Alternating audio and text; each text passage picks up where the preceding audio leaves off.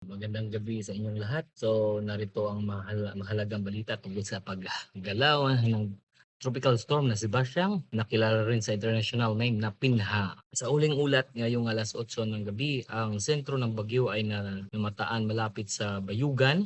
Taglay nito ang lakas ng hangin na 39 knots o humihigit kulang na 72 km per hour habang ito ay kumikilos patungong kanluran, hilagang kanluran. Sa inaasahan ang sumusunod na paggalaw ng bagyo. Ngayong gabi, Huwebes, February 5, kasalukuyang binabagtas ang bahaging ng Mindanao, particular ng Agusan ng Bukidnon area. Bukas, February 6, Biyernes, sa ganap na alas 2 ng hapon, ang bagyo ay inaasahan na nasa paligid ng Dumaguete. Taglay ang lakas ng 31 knots. So, yan, bukas.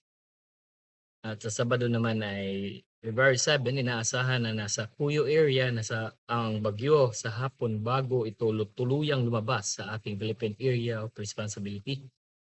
So paalala lang, dahil sa lawak ng kaulapan ni Basyang, asahan ng malakas na buhos ng ulan ngayong gabi hanggang bukas ng umaga sa malaking bahagi ng Mindanao at Central Visayas, Negros Island Region. May nilibas na rin na General Flood Advisory dahil sa banta ng matinding pagbaha at landslide sa mga apektadong lugar.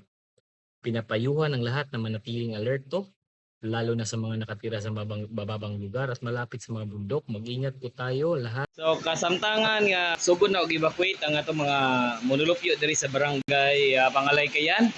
Diri sa ato ang lokasyon atong evacuation center sa Pangalaykayan Elementary School. Aduna tay nangabot no silang ma'am ug sa uban. So ang mga update unya mga kadlawon maghatag ta og bag-ong impormasyon.